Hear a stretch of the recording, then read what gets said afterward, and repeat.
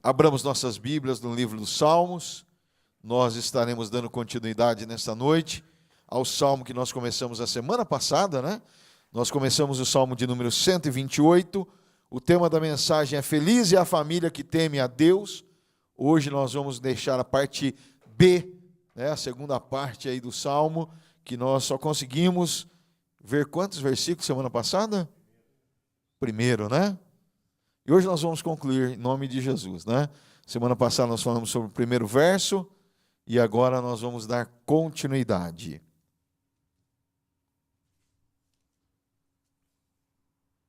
Os homens saíram daqui com as costas ardendo, né? E eu me incluo. E hoje nós vamos dar continuidade a esse salmo, o verso de número 2. Eu vou ler o salmo inteiro e depois nós vamos para o verso de número 2. Como é feliz quem teme ao Senhor, quem anda em seus caminhos. Você comerá do fruto do seu trabalho e será feliz e próspero. Sua mulher será como uma videira frutífera em sua casa. Seus filhos serão como brotos de oliveira ao redor da sua mesa. Assim será abençoado o homem que teme ao Senhor.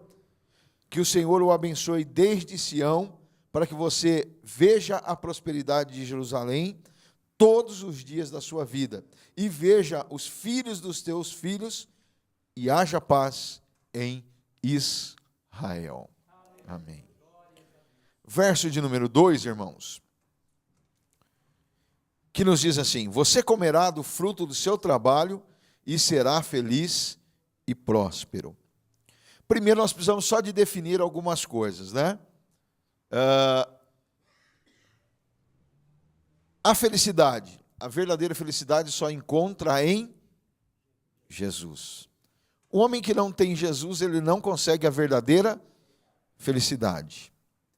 Também a prosperidade nós só encontramos em Deus, em Jesus. A prosperidade não é apenas financeira, porque existem homens ricos que não são felizes e também não são prósperos. E existem pessoas que não tendo nada, têm tudo, mesmo não tendo riqueza alguma, eles detêm felicidade e prosperidade. Então nós precisamos entender isso, que quando o salmista fala aqui, não é literalmente que a pessoa seja uma pessoa rica, que ela seja próspera. Não, aquele que tem Deus tem a prosperidade, porque quem tem Deus tem tudo, certo? Mesmo que ela more numa cabaninha, uma choupana muito simples, ela tem tudo. E nós vamos ver isto aqui um pouquinho. Então aqui nós começamos a ver aqui um padrão de felicidade de acordo com aquilo que os israelitas conheciam, porque os israelitas eram a nação escolhida por Deus para que desta nação pudesse vir a salvação para toda a humanidade. Apesar deles depois eles não se enquadrarem mais, e aí nós chegamos, mas primeiro foi dado aos judeus, Deus foi apresentado aos judeus. E estes homens viviam segundo o padrão da lei divina. E o padrão da lei divina, aquele que vivia segundo os padrões dessa lei, eles eram felizes e prósperos.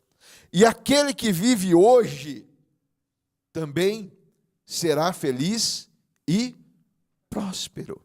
Será feliz e próspero.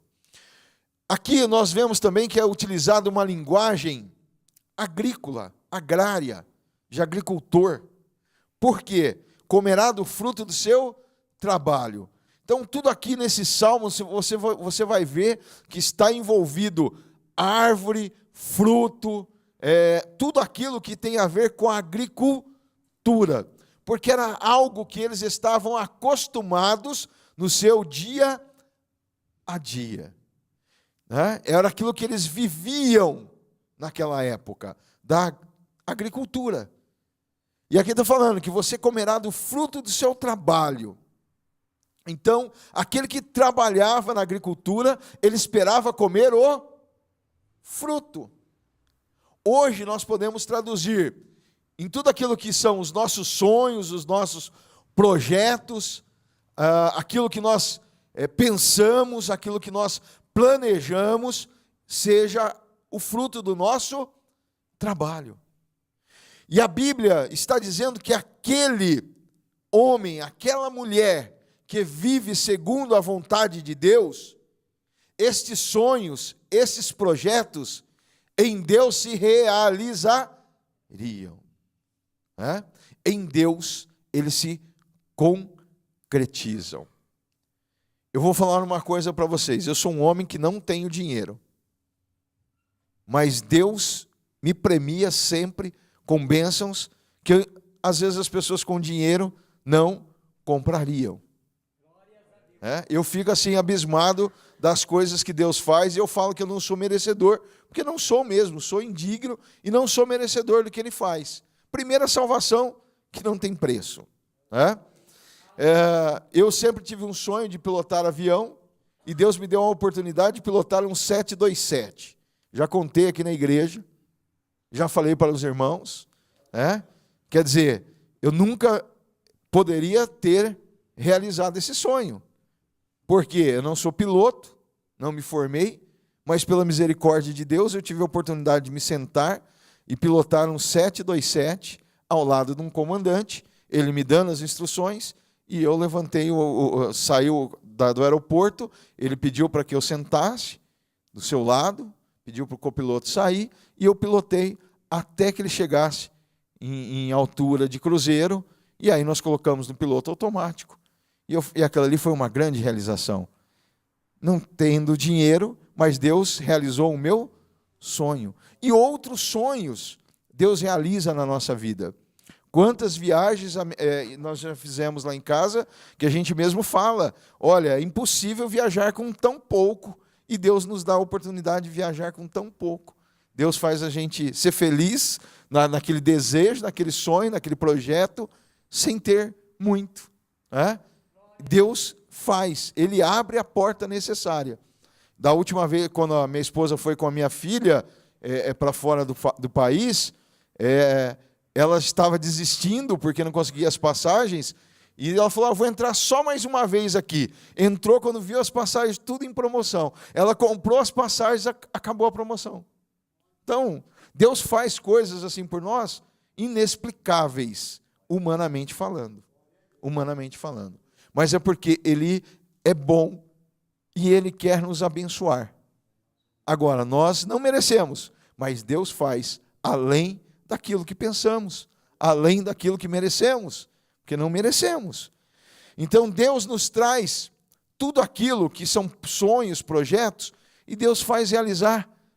Como assim, né? Eu vou fazer para o meu filho aquele carinho, aquela coisa tão simples que ele quer, né? Que para nós é impossível, para Deus nada é impossível.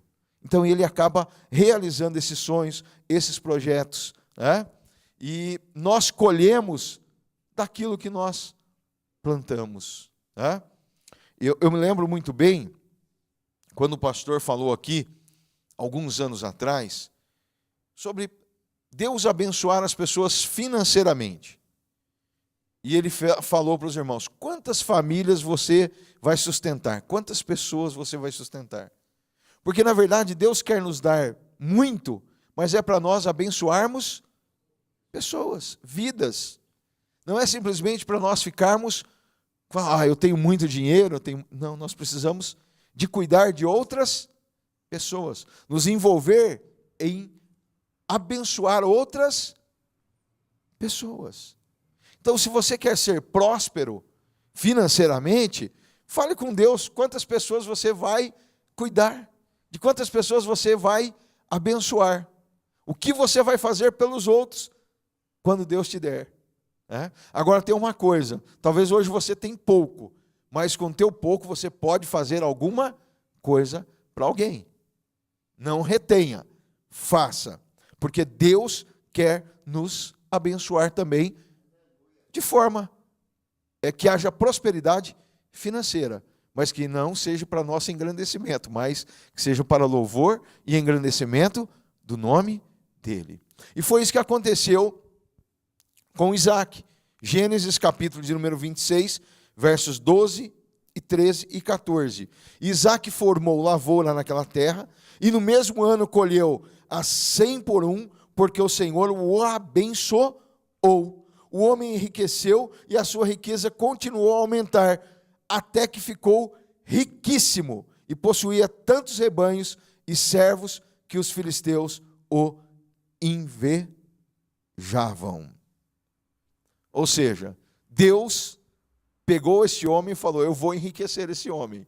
E Deus o enriqueceu muitíssimo. E ele plantou, e no mesmo ano Deus deu a bênção financeira para ele.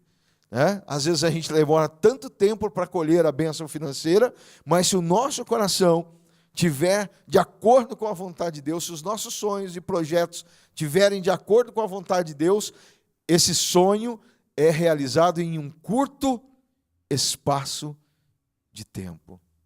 Você dorme pobre e acorda rico.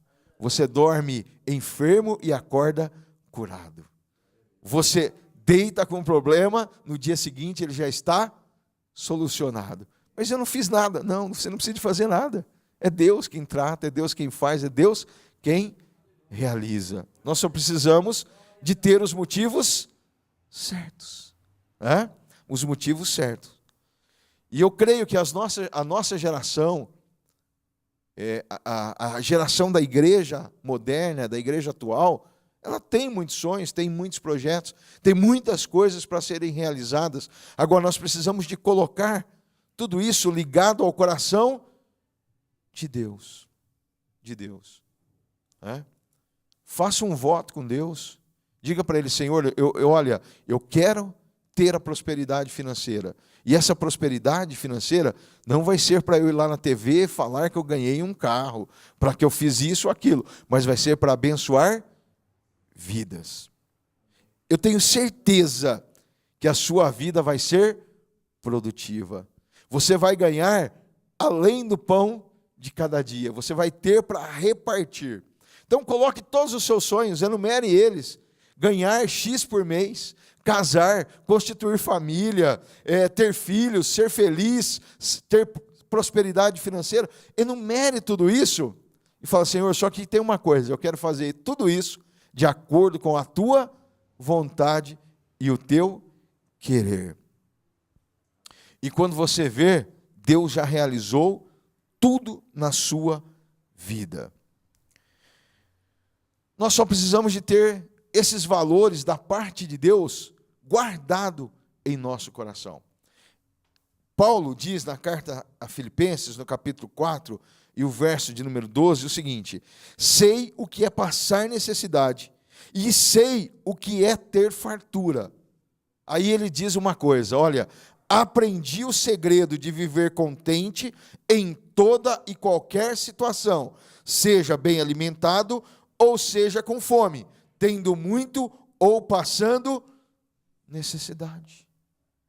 Por quê? A felicidade do cristão não está na sua prosperidade financeira. Como eu disse desde o começo. A felicidade do cristão é porque ele tem Deus. Agora, tem muitas pessoas que quando ela não consegue atingir aquele objetivo, ela fica frustrada, se entristece.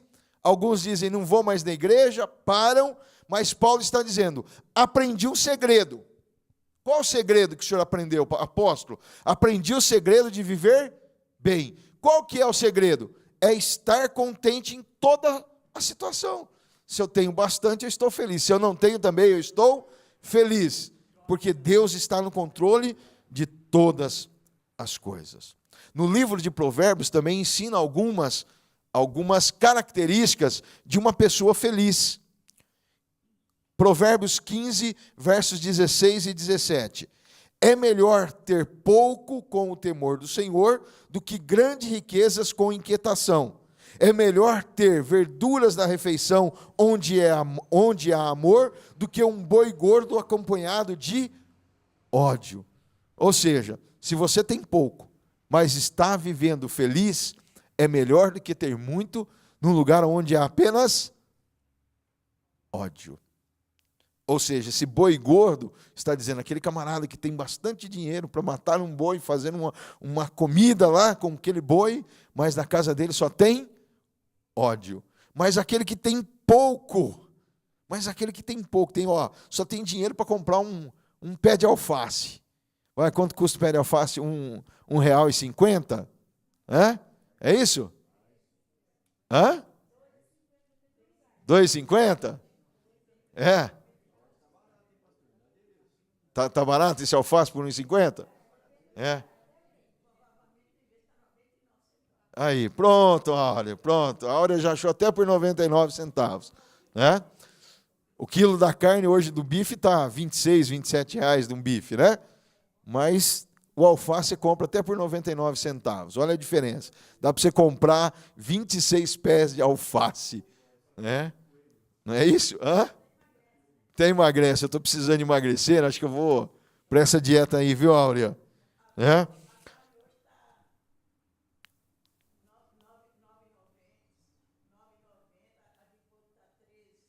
Olha, essa carne é sua de R$ 9,90 aí, tá difícil, Áurea. Olha, fala eu açouguei, Áurea, porque a gente vai para lá. Olha, Áurea. Olha, vou lá buscar essa carne hoje, hein, Áurea? Ah, tá, o pernil, tá certo. Mas é melhor você estar numa casa onde você só tem a condição de comer esta verdura, mas todo mundo feliz, do que viver numa casa onde há ódio. Também Provérbios 11:24 nos diz, a quem dê generosamente e vê aumentar suas riquezas, outros retêm o que deveriam dar e caem na pobreza. Mais um outro conselho de Provérbios, que é a característica de você enriquecer biblicamente, né, de você ser próspero financeiro, é diferente da do mundo. Né? O pastor diz que nenhuma calculadora científica humana vai fazer esse cálculo. Você dá e aumenta. Pelo contrário, quando você tira da sua conta bancária, diminui. Não é assim? Essa é a conta humana, mas a conta divina é diferente. Quanto mais você dá, mais você vê aumentar. Né? Por isso que a Bíblia nos ensina verdadeiramente, lança o teu pão sobre as águas. Né? E o homem inteligente, o homem sábio, o homem que teme a Deus, ele não foi que fica lá na sua despensa, eu não tenho nada, eu não vou dar nada. Não, ele sempre vai ter alguma coisa para dar para alguém necessitado. E ele vai ver aumentar a sua despensa. Ele nunca vai ter falta, pelo contrário, terá em abundância. Quando ele achar que não tem nada, ele vai lá na despensa e vai ter ainda muito, muito. Amém? Então, esse verso de número 2 está deixando claro uma promessa para aquele que teme a Deus, para aquele homem bem-aventurado, do versículo de número 1. Né? Esse homem que tem esta consciência real de Deus, ele vai ser próspero e feliz. Feliz. Eu tenho um exemplo dentro da minha casa, dentro da casa da minha avó, que enquanto eles tinham, meu avô sempre foi aquela pessoa que deu a minha avó de forma abundante. Né? Nunca retiveram nada para ninguém. E quando eu me casei, eu tinha já esse costume que havia pego em casa, e Deus me deu uma mulher que também tinha o mesmo costume. Foi muito bom. Porque nós nunca em casa tivemos problema. Oh, mas você vai dar isso aí, vai faltar. Em casa nunca teve isso, pelo contrário. Pelo contrário. Sempre a gente estava abençoando e Deus nos abençoava cada vez mais. E em casa eu via minha avó, ela era assim, fantástico o que acontecia em casa. Né? Os vizinhos trazendo, matando as coisas no sítio, levando para casa, geladeira cheia, nunca faltava queijo, nunca faltava carne, nunca faltava carne de porco, tudo que queria tinha dentro de casa, multiplicava. E ela mandava levar para os irmãos, eu pegava a minha bicicleta, olha, leva isso aqui lá para o irmão fulano de tal, leva isso aqui na casa do irmão fulano, e eu ainda ia meio bravo, né? Porque cidade pequena, ia de bicicletinha levando aquele peso, ia bravo ainda. Ah, minha avó mandou ir lá na casa do irmão, lá longe, né? E aí tinha que ir lá levar as coisas, né? Mas aprendi o segredo com ela lá, né? Que quanto mais você dá, mais você recebe. Então não retenha. Aí vamos para o versículo de número 3. Vamos aprender mais um pouquinho aqui. Sua mulher será como a videira frutífera em sua casa. Seus filhos serão como brotos de oliveira ao redor da sua mesa. Aqui nós temos parte A e parte B nesse verso. Primeiro, vamos falar sobre a mulher como a videira. Depois nós vamos falar como os filhos como broto da oliveira.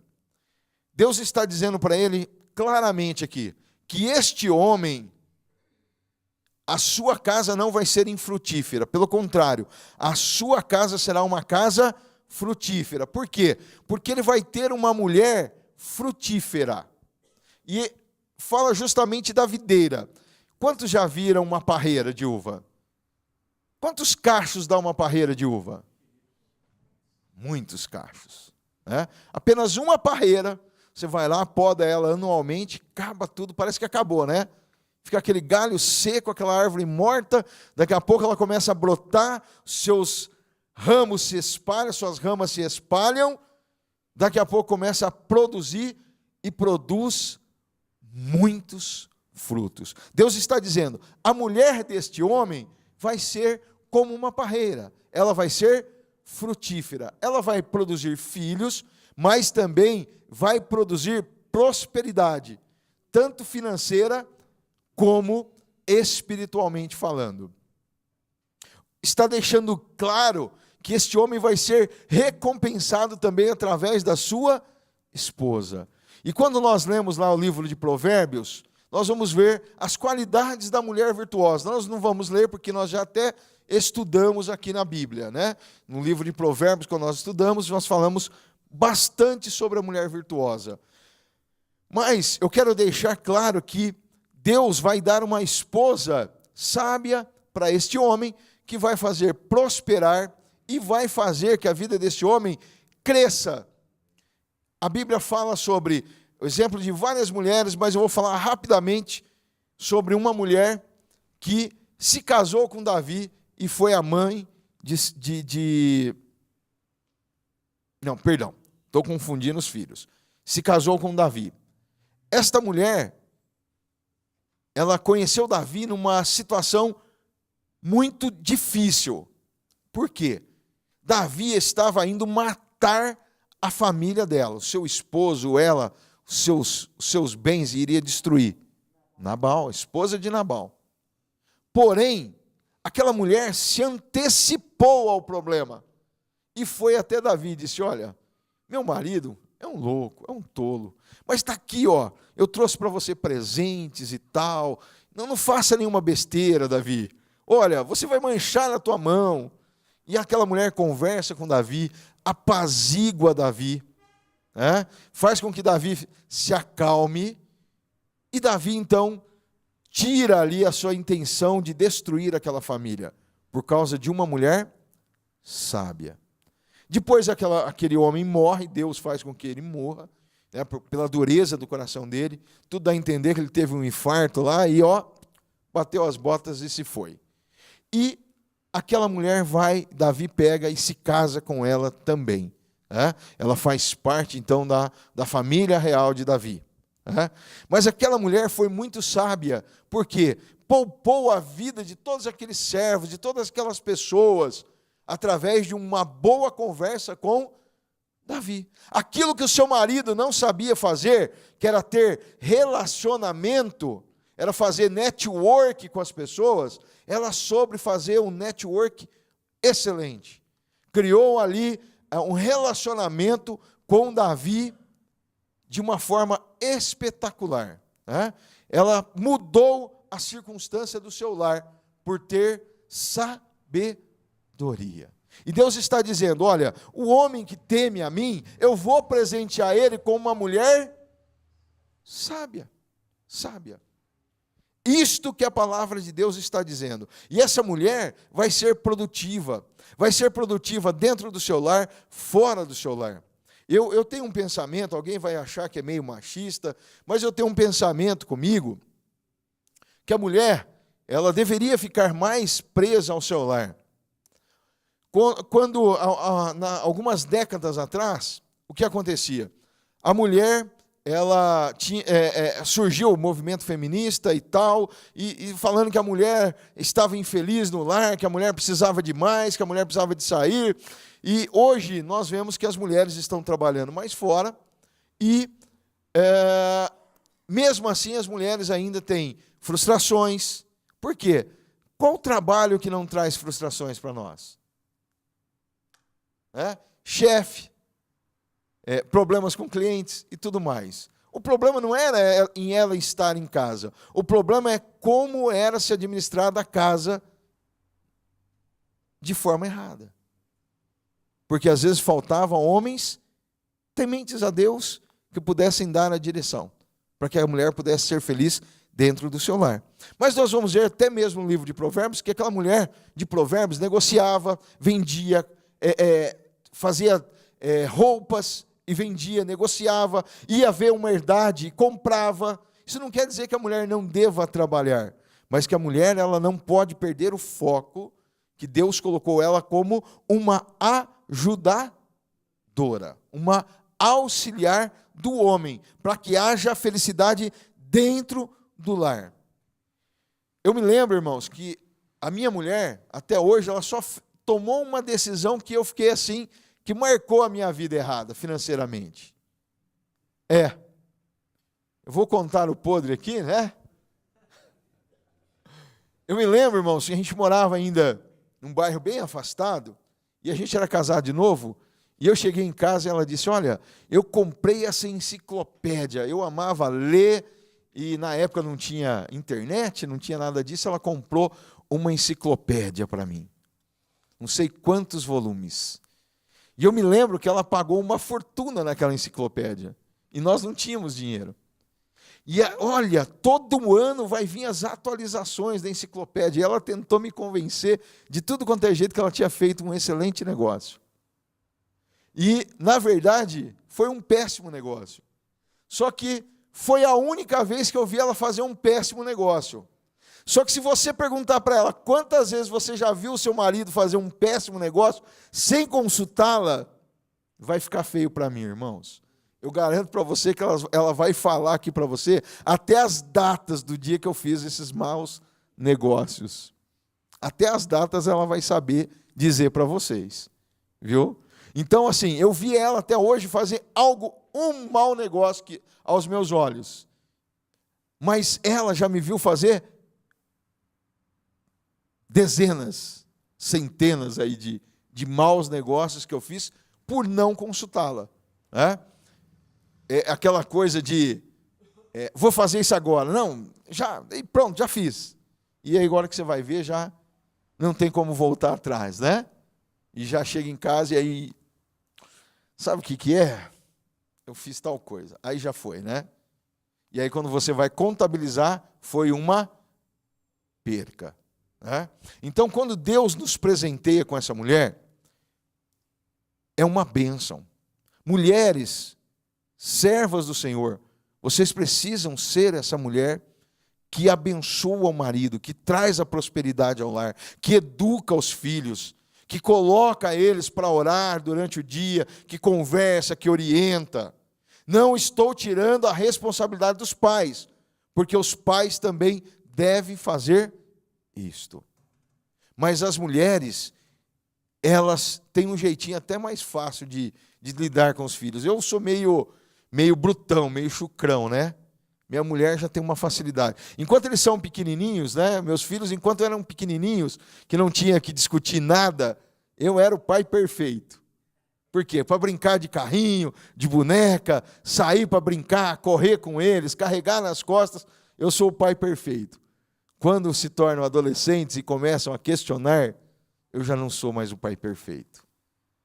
Eu quero que eles entendam goela baixa. E acabou. Né? E aí? Tá certo? Não. Uma deficiência da minha parte. Talvez porque eu tenha sido criado por uma geração que não dava para questionar. Eu fui criado por avós. Falava e obedecia. Então não tinha questionamento. Então eu entendo que eu tenho que falar para eles como pai e eles têm que obedecer e acabou. E hoje está difícil, né? Hoje está difícil. Paulinho, eu aprendi assim, manda quem pode, obedece quem tem juízo. E eles não, eles são mais questionadores. A mãe já tem um jeito diferente. Vai lá, conversa, tudo aquilo que eu nunca tive dentro de casa, porque era sim, sim, não, não. Sim, senhora e não, senhora. E acabou. A mãe já tem um jeito diferenciado. Vai lá, conversa com eles, entra em todos os assuntos e dá risada. Coisas para mim que eu vejo como assim supérflua, banal, ela dá atenção para eles e brinca com eles, conversa com eles. Coisa que hoje eu já não consigo mais fazer. Para mim é entediante. Mas quando eles eram pequenos era diferente. Agora, a mãe e o pai, eles têm que trabalhar juntos, em conjunto, na educação dos seus filhos. Tá? Essa mulher, a Bíblia fala que é uma mulher submissa, é uma mulher que educa bem os seus filhos, que trabalha, porque tem esposas que não gostam de trabalhar. Né, irmã Terezinha? Não tem, irmã Terezinha, essas mulheres? A irmã Terezinha acorda de madrugada para montar a feira dela. Trabalha fora, corre. Mas tem mulher que não gosta de trabalhar. E outra coisa, irmãos, que assim, a gente tem uma cultura que é muito complexa, que diz assim, a mulher que trabalha em casa é do lar. Ela não trabalha, parece que... Irmãos, é um trabalho dobrado. É cuidar de filho, é cuidar de marido, é lavar a louça, é não sei o quê. Hoje tem algumas comodidades que ajudam, mas não fazem tudo sozinhos. Em casa, o piso de casa é branco, é claro. Pensa numa mulher que limpa aquele chão. E olha que é apartamento. Mas você abre a sacada, entra a sujeira, pronto. Aí ela vai limpar de novo. Tal. Quer dizer, o trabalho em casa ele é contínuo, não é? Você chega em casa às 6 horas da tarde e terminou o seu trabalho. A mulher vai fazer comida, depois vai lavar a louça, vai não sei... É uma coisa que não termina, desde quando levanta até se pôr do sol. E a Bíblia também fala de mulheres como Dorcas. Vamos ler rapidamente o livro de Atos dos Apóstolos, capítulo de número 9 e verso de número 36, até o verso de número 39, que nos diz assim: em Jope havia uma discípula chamada Tabita, que em grego é Dorcas, que se dedicava a praticar boas obras, dar esmolas. Naqueles dias ela ficou doente e morreu, e seu corpo foi lavado e colocado num quarto no andar superior.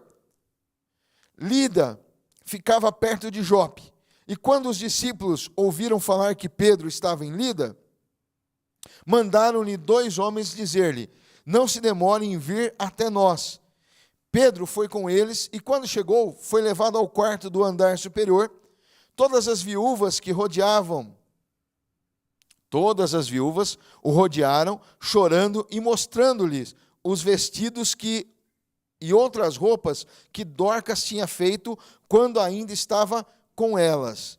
Pedro mandou que todos saíssem do quarto, depois ajoelhou-se e orou. Voltando-se para a mulher morta, disse: Tabita, levante-se. Ela abriu os olhos e, vendo Pedro, sentou-se. Olha que coisa linda. Essa mulher, houve uma preocupação com ela, porque ela era uma mulher virtuosa.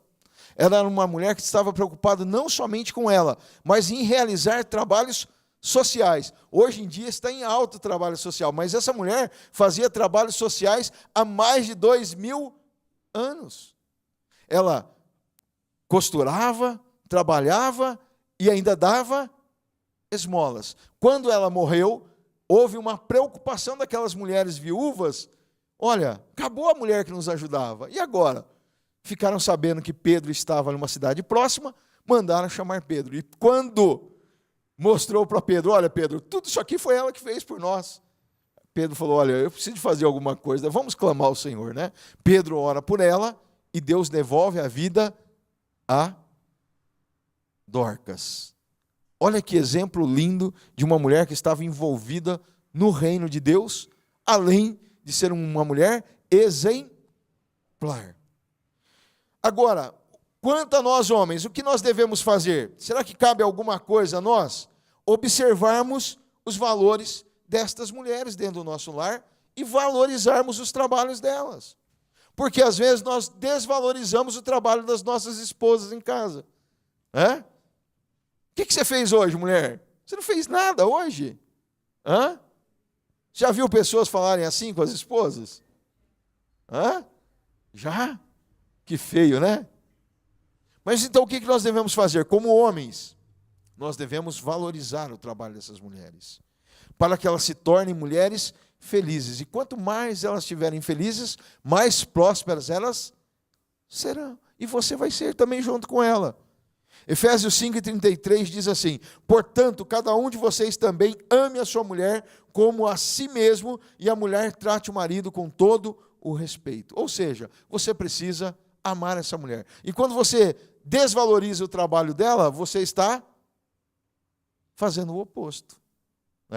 Agora, que nós possamos agora, homens e mulheres, sábios, prudentes, tementes a Deus, valorizar o trabalho da mulher como homens, e que a mulher também seja uma mulher sábia, prudente. E não possa ser como aquela que, estou vendo aqui, o pastor usou até o exemplo de um homem aqui, né? Estou vendo um contrabaixo aqui, é a última chance, não posso perder, vou comprar. Não, esse sapato aqui que está na promoção, mas você tem outros em casa. Não, mas esse aqui está na promoção, né? Vou ter que levar. E chega em casa com mais um carnê e o marido, meu Deus, mulher, mais um sapato, você tem 300 sapatos aí, um para cada dia do ano, você não usa. Mas esse é diferente, né? Mais um problema. Não, que as mulheres também sejam sábias. Eu vou acelerar aqui, irmãos, tinha muita coisa para falar. Por fim, a Bíblia também fala nesse verso sobre os filhos. E a Bíblia pega um exemplo da oliveira. A oliveira é uma árvore que ela reproduz de várias maneiras. Uma das maneiras, esse tipo de oliveira lá em Israel, ela solta brotos das suas raízes. Então, em volta da oliveira vai crescendo outras oliveiras. Tá? E é tão interessante que uma oliveira, mesmo que ela seja cortada no tronco, que seja colocado fogo nela ali, ainda ela vai dar outras oliveiras, vão gerar outras oliveiras nas suas raízes. Mesmo que a árvore em si esteja morta, ela ainda vai produzir outras oliveiras. Olha que coisa interessante. E a Bíblia diz que os filhos serão como brotos da oliveira ao redor da mesa. Ou seja, os seus filhos também serão produtivos. Você vai produzir filhos abençoados. Ou seja, eles serão xerox de você. Se é um homem sábio, os filhos serão sábios. Se é uma mulher sábia, os filhos também serão sábios. É isso que a Bíblia está dizendo. É isso que a Bíblia está relatando. Por isso que nós temos que tomar cuidado com o nosso exemplo, porque os nossos exemplos falam mais do que as nossas próprias palavras. Aquilo que nós falamos, talvez entre por um ouvido e saia pelo outro. Mas aquilo que nós praticamos, isso eles vão guardar e seguir. Pastor, mas eu conheço pessoas tão boas e os filhos não são assim. Existem exceções à regra. Mas a regra para aquele que teme a Deus é que os seus filhos serão tementes a Deus. Esta é a síntese deste versículo. São pequenas oliveiras, ou seja, uma oliveira vai produzir outra oliveira. E ela não vai produzir uma oliveira brava, ela vai produzir uma oliveira boa. E em Israel existiam muitas oliveiras, até hoje existe. Segundo alguns historiadores, alguns pesquisadores, as oliveiras que tem lá no Getsêmani são ainda, muitas delas, desde a época de Jesus, ou anterior a Jesus. E a oliveira, ela produz em todo quanto é tipo de solo. Interessante, né? tudo quanto é tipo de solo. Solo fértil, no solo pobre, ela produz. Por isso que a Bíblia diz que vai ser desse jeito. Está em crise o Brasil? Você vai ser produtivo. É umas coisas assim, irmãos, tão maravilhosas na palavra de Deus, que nós poderíamos nos aprofundar aqui mais e mais e mais. Então, seja temente a Deus, procure fazer a vontade de Deus, porque vale a pena. Amém? Versículo 4, verso 4. Assim será abençoado o homem que teme ao Senhor. O salmista aqui afirma, irmãos, que este homem não tem como ele não ser abençoado, não tem como ele não ser próspero. Verdadeiramente ele vai ser abençoado, tanto no seu lar, como no seu trabalho, como nos seus relacionamentos. Está dizendo que ele não está fadado ao fracasso, mas sim a ser abençoado. Ele está dizendo aqui que o seu lar vai ser assim. E tem uma frase no mundo que diz assim: nenhum sucesso no mundo pode compensar o fracasso do lar. E é isso que o salmista está dizendo. Olha, que o sucesso deste homem não vai ser apenas um sucesso fora do seu lar, mas vai ser no seu conjunto. No seu conjunto. Tudo que ele fizer, ele vai ser abençoado. Tanto lá no mundo, quanto dentro do seu lar. Ele vai ter um conjunto de bênçãos que vão acompanhá-lo, que vão segui-lo. Está vinculado sempre ao sucesso em todas as áreas da sua vida. Provérbios 19, 23 nos diz assim: o temor do Senhor conduz à vida. Quem o teme pode descansar em paz, livre de problemas. Quer dizer que eu não vou ter problema? Vai. Mas vai ter alguém que vai dar solução a esse problema. Alguém que vai cuidar de você, mesmo que você ache que não tem mais solução. Alguém que vai realizar algo por você impossível. Verso de número 5. Que o Senhor o abençoe desde Sião, para que você veja a prosperidade de Jerusalém todos os dias da sua vida. Este homem terá adição de felicidade pessoal, de realização pessoal. Hoje, se você for ler um livro de autoajuda, o que ele mais vai falar é sobre realização pessoal. E a Bíblia está dando todo o segredo para você ser uma pessoa que tenha este gosto de realização, de ser uma pessoa feliz, de ser uma pessoa próspera, fazendo o quê? A vontade de Deus, temendo a Deus. E este homem vai ver a prosperidade de todas as pessoas que estão envolvidas no reino de Deus.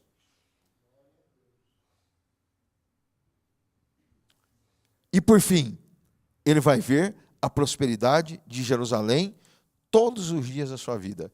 Aqui vai além do momento, além do hoje, além do dia, vai até o fim. Qual é a nossa Jerusalém? Celestial. Hebreus, capítulo de número 11, verso de número 16 diz: em vez disso, esperavam eles uma pátria melhor, isto é, a pátria celestial. Por essa razão, Deus não se envergonha de ser chamado Deus deles, pois lhes preparou-lhes uma cidade. Ou seja, nós vamos ser felizes na eternidade. Felicidade na terra e felicidade eterna. Alguns estão à procura da felicidade hoje e vivem como se pudessem reencarnar na próxima, após a morte, reencarnar para ser felizes. Nós estamos e podemos viver todos os dias da nossa vida felizes em Deus e ainda não precisaremos de reencarnar. Amém? Até porque não tem como reencarnar. Não existe reencarnação. Isso aí é um ensinamento de demônios para enganar o homem e a mulher. Porque a Bíblia é clara: para o homem só uma vida, depois vem a morte, depois segue-se o juízo. Não tem. Agora, não podemos dizer que somos cristãos e não cremos na palavra de Deus. Ou nós cremos ou não. Então eu creio fielmente que nós podemos ser felizes aqui e depois que nós passarmos para a eternidade, felicidade completa em Deus. Na segunda carta de Pedro, ele nos diz assim, no capítulo número 2 e verso número 13: todavia, de acordo com a sua promessa, esperamos novos céus e nova terra, onde habita a justiça. Filipenses 3:20 nos diz assim: a nossa cidadania, porém, está nos céus, de onde esperamos ansiosamente um Salvador, o Senhor Jesus Cristo. Felicidade hoje, amanhã e eternamente. O homem que teme ao Senhor, a mulher que teme ao Senhor, terá este prazer de felicidade eterna, completa. Verso de número 6, para nós concluirmos. E veja os filhos dos seus filhos, e haja paz em Israel. Aqui, ele termina dizendo que este homem, ele sendo um progenitor, ele criando uma família na terra, ele terá a oportunidade de ver os filhos dos teus filhos. Eu vou falar para vocês, irmãos, eu me alegro muito quando eu vejo um irmão se tornar avô. Eu brinco demais com aquela pessoa, porque justamente quando eu vejo que aquela pessoa se tornou avô, eu vejo que tem mais uma promessa se cumprindo na vida dele. Não é que ele ficou velho, não é que ele envelheceu, não, é que veio mais uma promessa. Mais uma promessa se cumpre, e verá os filhos dos teus filhos. Olha que bênção. Por isso que não precisa se preocupar em ficar, estou ficando velho, agora você é avô. Não se preocupe, você vai pensar assim, olha, Deus está cumprindo mais uma promessa na minha vida. Amém? Glória a Deus, não se preocupe. Não se preocupe, porque você está sendo abençoado. Mais uma vez. Mais uma promessa de Deus que se cumpre na sua vida. Então nunca se esqueça. A hora que você receber a notícia que vai ser avô e vó, nossa, mas eu estou muito nova, pastor, para ser vó. Não tem problema. Fala assim, olha, puxa vida, mesmo nova, né, tio Silzi? Né, mesmo nova, estou tendo a oportunidade de ser avó, de ser avô. Mais uma promessa de Deus se cumprindo. Glória a Deus. É isto que realmente é a promessa de Deus para as nossas vidas. É uma vida feliz, próspera, abençoada e também a vida eterna em Cristo Jesus. Isso não quer dizer que você vai ficar rico, porque você pode ser feliz mesmo não sendo rico. Mesmo comendo alface, você pode ser feliz. É lógico que se Deus der mais, amém. Mas se for para você viver de forma depois que você não consegue mais controlar o seu sono, olha, fiquei tão rico, agora tenho medo de perder minha riqueza.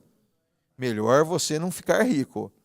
Né, Paulinho? Olha, se o governo mudar as regras agora, eu posso perder tudo. Melhor que você não tenha. Né? Mas se você tiver e sempre estiver descansando em Deus, que Deus multiplique mais e mais sobre a sua vida. Que Deus lhe dê de forma que você possa abençoar dezenas de pessoas aqui na face da terra. Amém? Curva a sua cabeça por um instante. Pai, graças nós te damos, Senhor, pela tua palavra enviada aos nossos corações nessa noite. Te louvamos, Senhor, por cada verso desse salmo que nos traz conforto, regozijo, que nos traz sabedoria, que nos ensina, meu Pai, muitas maneiras de vivermos felizes diante da tua vontade e do teu querer, ó Pai. Que nós possamos ver, ó Deus, cada passagem desta palavra se cumprir, ó Pai, em nossas vidas, ó Pai. Que nós possamos ter a oportunidade de ver os filhos dos filhos e os filhos desses filhos, ó Pai. Que nós possamos viver, ó Pai, nessa terra de forma longe, com muita longevidade, e que nós possamos também, ó Pai, desfrutar das tuas bênçãos. Que, Senhor, nós possamos entender, ó Pai, o projeto, Senhor, que o Senhor tem para as nossas vidas e cumpri-lo na íntegra, ó Pai. Nós não venhamos ser murmuradores, nem venhamos cair, ó Pai, em caminhos, ó Pai, em laços, ó Pai, tortuosos, que nos distancie de Ti, ó Pai, mas que nós possamos sempre estar caminhando, ó Pai, neste projeto de salvação, de bênção, de felicidade, ó Pai. Porque esse caminho conduz à vida eterna e nós cremos, ó Pai. Oramos, Senhor, por cada família aqui representada. O Senhor sabe a dificuldade em cada lar. O Senhor sabe a dificuldade de cada marido, de cada esposa, de cada filho, de cada filha, meu Pai, de cada neto, de cada neta. Eu quero te pedir, ó Deus, que o Senhor possa dar, ó Pai, a capacidade espiritual, uma sabedoria do alto, ó Pai, para que cada um possa entender o seu papel. Que cada um possa viver, ó Pai, dias plenos de alegria, meu Pai, de regozijo em família, de perdão, Senhor, de união, de santificação, de melhorias, ó Pai, dentro dos lares, ó Deus. Que a Tua bênção esteja sobre cada lar, ó Pai. Dê-nos, Senhor, a capacitação, ó Pai, de administrar tanto, Senhor, de forma espiritual como material, os nossos lares, ó Pai. Que os maridos sejam homens sábios, inteligentes, que possam conduzir a sua família no temor ao Teu nome, ó Pai. Que os nossos exemplos, ó Pai, de vida possam falar mais altos do que aquilo que nós falamos, ó Pai.